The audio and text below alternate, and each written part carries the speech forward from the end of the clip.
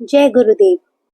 यदि आप भी एक गायत्री साधक हैं तो आपको ध्यान रखने योग्य कुछ बातें हैं, कुछ नियम हैं जिनको गुरुदेव ने अपनी पुस्तक गायत्री महाविज्ञान में बताया है।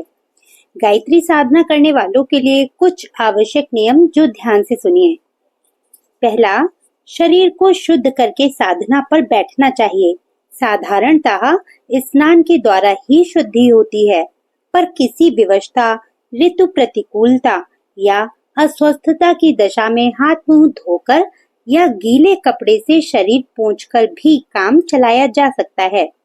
दूसरा, साधना के समय शरीर पर कम से कम वस्त्र रहने चाहिए। शीत की अधिकता हो तो कसे हुए कपड़े पहनने की अपेक्षा कंबल आदि ओढ़कर शीत निवारण कर लेना उत्तम है।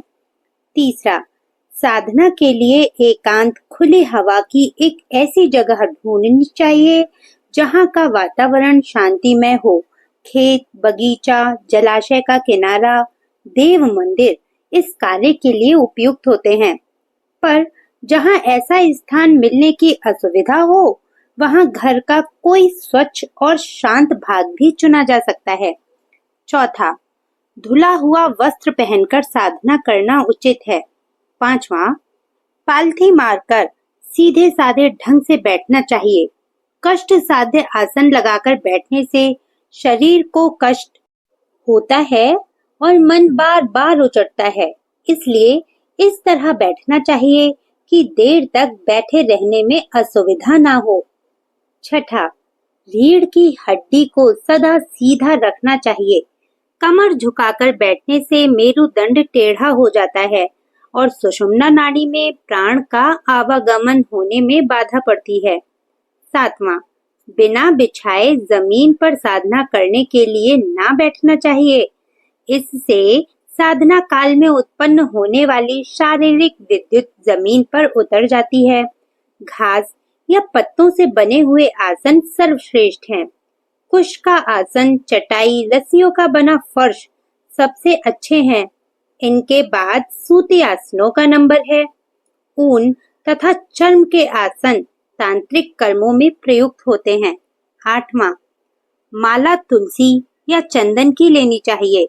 रुद्राक्ष, लाल चंदन, शंख आदि की माला गायत्री के तांत्रिक प्रयोगों में प्रयुक्त होती है।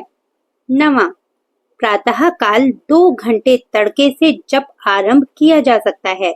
सूर्य अस्त होने के 1 घंटे बाद तक जप समाप्त कर लेना चाहिए। 1 घंटा शाम का, 2 घंटे प्रातः काल के, कुल 3 घंटों को छोड़कर रात्रि के अन्य भागों में गायत्री की दक्षिण मार्गी साधना नहीं करनी चाहिए। तांत्रिक साधनाएं अर्धरात्रि के आसपास की जाती हैं। 10वां है, साधना के लिए 4 बातों का विशेष रूप से ध्यान रखना चाहिए, जिसमें पहला है, चित्त एकाग्र रहे, मन इधर उधर ना उछलता फिरे। यदि चित्त बहुत दौड़े तो उसे माता की सुंदर छवि के ध्यान में लगाना चाहिए। बा है, माता के प्रति अगाध श्रद्धा और विश्वास हो। अविश्वासी और शंका शंकित मति वाले पूरा लाभ नहीं पा सकते। स है, दृढ़ता के साथ साधना पर अड़े रहना चाहिए। अनुत्साह, मन उचटना, नीरसता प्रतीत होना, जल्दी लाभ न मिलना, अस्वस्थता तथा अन्य सांसारिक कठिनाइयों का मार्ग में आना साधना के विघ्न हैं। इन विघ्नों से लड़ते हुए अपने मार्ग पर दृढ़ता पूर्वक बढ़ते चलना चाहिए। दा है, निरंतरता साधना का आवश्यक नियम है। अत्यंत कार्य होने या विषम स्थिति आ जाने पर भी किसी न किसी रूप से चलते फिरते ही सही, पर माता की उपासना अवश्य कर लेनी चाहिए। किसी भी दिन नागा या भूल नहीं करनी चाहिए। समय को रोज रोज नहीं बदलना चाहिए। कभी सवेरे, कभी दोपहर, कभी 3 बजे तो कभी 10 बजे। ऐसी अनियमितता ठीक नहीं। इन 4 नियमों के साथ की गई साधना बड़ी प्रभावशाली होती है। 11वां, कम से कम माला अर्थात 108 मंत्र नित्य जपने चाहिए। इससे अधिक जितने बन पड़े उतने उत्तम। 12वां, किसी अनुभवी तथा सदाचारी को साधना गुरु नियत करके तब साधना करनी चाहिए। अपने लिए कौन सी साधना उपयुक्त है, उसका निर्णय उसी से कराना चाहिए। रोगी अपने रोग को स्वयं समझने और अपने आप दवा तथा परहेज का निर्णय करने में समर्थ नहीं होता। उसे किसी वैद्य की सहायता लेनी पड़ती है। इसी प्रकार अपनी मनोभूमि के अनुकूल साधना बताने वाला, भूलों तथा कठिनाइयों का समाधान करने वाला साधना गुरु होना अति आवश्यक है। 13वां, प्रातः काल की साधना के लिए पूर्व को मुंह करके बैठना चाहिए और शाम को पश्चिम को मुंह करके प्रकाश की ओर, सूर्य की ओर मुंह करना उचित है। 14वां, पूजा के लिए फूल ना मिलने पर चावल या नारियल की गिरी को कद्दूकस पर कसकर उसे बारीक पत्रों को काम में लाना चाहिए। यदि किसी विधान में रंगीन पुष्पों की आवश्यकता हो तो चावल या गिरी के पत्तों को केसर, हल्दी, गेरू, मेहंदी के देसी रंगों से रंगा जा सकता है। विदेशी अशुद्ध चीजों से बने रंग काम में नहीं लेने चाहिए। 15वां, देर तक एक पालथी से एक आसन में बैठे रहना कठिन होता है। इसलिए जब एक तरफ से बैठे बैठे पैर थक जाए तब उन्हें बदला जा सकता है। आसन बदलने में दोष नहीं। 16वां, मलमूत्र त्याग या किसी अनिवार्य कार्य के लिए साधना के बीच में उठना पड़े तो शुद्ध जल से हाथ मुंह धोकर तब दोबारा बैठना चाहिए और विक्षेप के लिए एक माला का अतिरिक्त जप प्रायश्चित स्वरूप करना चाहिए। 17वां, यदि किसी दिन अनिवार्य कारण से साधना स्थगित करनी पड़े तो दूसरे दिन एक माला अतिरिक्त जप दंड स्वरूप करना चाहिए। 18वां, जन्म या मृत्यु का सूतक हो जाने पर शुद्धि होने तक माला आदि की सहायता से किया जाने वाला विधिवत जप स्थगित रखना चाहिए। केवल मानसिक जप मन ही मन चालू रख सकते हैं। यदि इस प्रकार का अवसर सवा लक्ष्य जप के अनुष्ठान काल में आ जाए तो उतने दिनों अनुष्ठान स्थगित रखना चाहिए। सूतक निवृत्त होने पर उसी संख्या पर से जप आरंभ किया जा सकता है जहां से छोड़ा था। उस विक्षेप काल की शुद्धि के लिए 1000 जप विशेष रूप से करना चाहिए। 19वां, लंबे सफर में होने, स्वयं रोगी हो जाने या तीव्र रोगी की सेवा में संलग्न रहने की दशा में स्नान आदि पवित्रताओं की सुविधा नहीं रहती। ऐसी दशा में मानसिक जप बिस्तर पर पड़े पड़े, रास्ता चलते या किसी भी अपवित्र दशा में किया जा सकता है। 20वां, साधक का आहार विहार सात्विक होना चाहिए। आहार में सतोगुणी, सादा, सुपाच्य, ताजे तथा पवित्र हाथों से बनाए हुए पदार्थ होने चाहिए।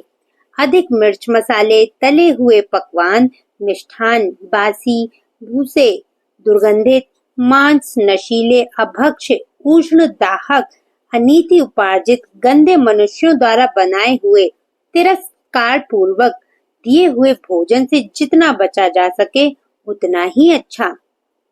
21वां, व्यवहार जितना भी प्राकृतिक, धर्म संगत, सरल एवं सात्विक रह सके उतना ही उत्तम। फैशन परस्ती, रात्रि में अधिक जगना, दिन में सोना, सिनेमा, नाच रंग अधिक देखना, परनिंदा, छिंद्रावेषण, कलह, दुराचार, ईर्ष्या, निष्ठुरता, आलस्य, प्रमाद, मद मत्सर से जितना बचा जा सके बचने का प्रयत्न करना चाहिए। 22वां, यूं तो ब्रह्मचर्य तो सदा ही उत्तम है, पर गायत्री अनुष्ठान के 40 दिन में उसकी विशेष आवश्यकता है। 23वां, अनुष्ठान के दिनों में कुछ विशेष नियमों का पालन करना पड़ता है जो इस प्रकार हैं। जैसे पहला है, थोड़ी के सिवाय सिर के बाल ना कटाएं, थोड़ी के बाल अपने हाथ से ही बनाएं। दूसरा, चारपाई पर ना सोएं, तख्त या जमीन पर सोना चाहिए। उन दिनों अधिक दूर नंगे पैरों से चले फिरें। चाम के जूते के स्थान पर खड़ाऊ आदि का उपयोग करना चाहिए। चौथा, इन दिनों का एक समय आहार, एक समय फलाहार लेना चाहिए। अपने शरीर और वस्त्रों से दूसरों का स्पर्श कम से कम होने दें। 24वां, एकांत में जप करते समय माला खुले रूप से जपनी चाहिए। जहाँ बहुत आदमियों की दृष्टि पड़ती हो वहाँ कपड़े से ढक लेना चाहिए या गोमुखी में हाथ डाल लेना चाहिए। 25वां, साधना के उपरांत पूजा के बचे हुए अक्षत, पुष्प, धूप, दीप, नैवेद्य, जल, दीपक की बनी बत्ती, हवन की भस्म आदि को यूं ही जहां तहां ऐसी जगह नहीं फेंक देना चाहिए जहां वह पैरों तले कुचलती फिरे। उन्हें किसी तीर्थ, नदी, जलाशय, देव मंदिर, कपास, जौ, चावल का खेत आदि पवित्र स्थानों पर विसर्जित करना चाहिए। चावल चिड़ियों के लिए डाल देने चाहिए। नैवेद्य आदि बालकों में बांट देना चाहिए। जल को सूर्य के सम्मुख अर्घ दे देना चाहिए।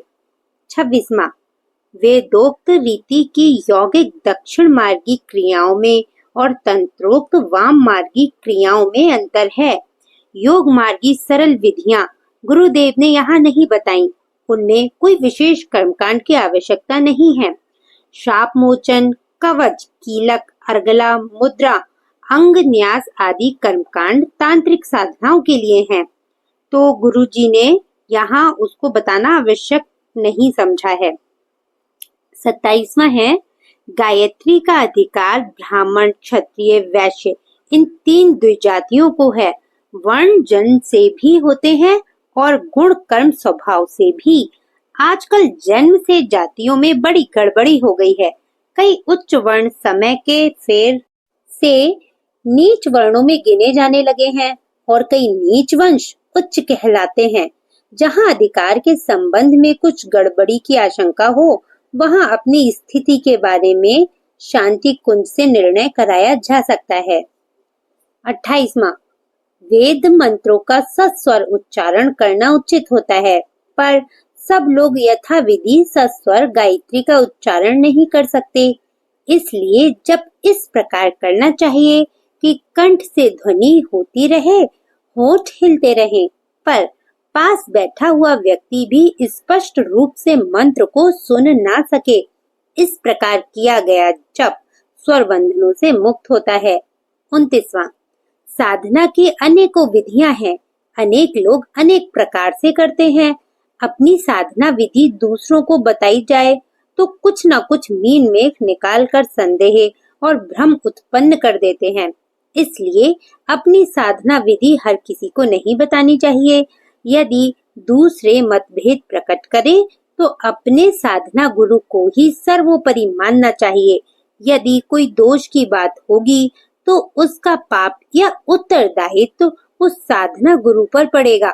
साधक तो निर्दोष और श्रद्धा युक्त होने से सच्ची साधना का ही फल पाएगा। वाल्मीकि जी उल्टा राम नाम जप कर भी सिद्ध हो गए थे।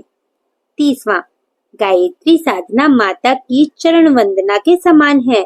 ये कभी निष्फल नहीं होती, उल्टा परिणाम भी नहीं होता। भूल हो जाने पर अनिष्ट की कोई आशंका नहीं, इसलिए निर्भय और प्रसन्न चित्त से उपासना करनी चाहिए।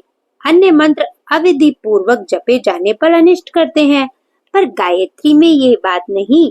वह सर्व सुलभ, अत्यंत सुगम और सब प्रकार सुसाध्य है। हाँ, तांत्रिक विधि से की गई उपासना पूर्ण विधि विधान के साथ होनी चाहिए, उसमें अंतर पड़ना हानिकारक है। 31वां, जैसे मिठाई को अकेले अकेले ही चुपचाप खा लेना और समीपवर्ती लोगों को उसे न चखाना बुरा है, वैसे ही गायत्री साधना को स्वयं तो करते रहना, पर अन्य प्रियजनों, मित्रों, कुटुंबियों को उसके लिए प्रोत्साहित न करना एक बहुत बड़ी बुराई तथा भूल है। इस बुराई से बचने के लिए हर साधक को चाहिए कि अधिक से अधिक लोगों को इस दिशा में प्रोत्साहित करें। 32वां, कोई बात समझ में ना आती हो या संदेह हो तो आप शांति कुंज हरिद्वार से जाकर उसका समाधान करा सकते हैं। माला जपते समय सुमेरु यानी माला के आरंभ का सबसे बड़ा दाना, उसका उल्लंघन नहीं करना चाहिए। एक माला पूरी करके उसे मस्तक तथा नेत्रों से लगाकर पीछे की तरफ उल्टा ही वापस कर लेना चाहिए। इस प्रकार माला पूरी होने पर हर बार उलट कर ही नया आरंभ करना चाहिए। अपनी पूजा सामग्री ऐसी जगह रखनी चाहिए जिसे अन्य लोग अधिक स्पर्श ना करें। तो ये गायत्री मंत्र जपने के कुछ नियम थे। आशा करते हैं आपको समझ आ गए होंगे और आप जरूर इनका पालन करेंगे। तो जाइए मंत्र शुरू कीजिए और इसको नियमित तौर से अपने जीवन में उतारिए। जय गुरुदेव।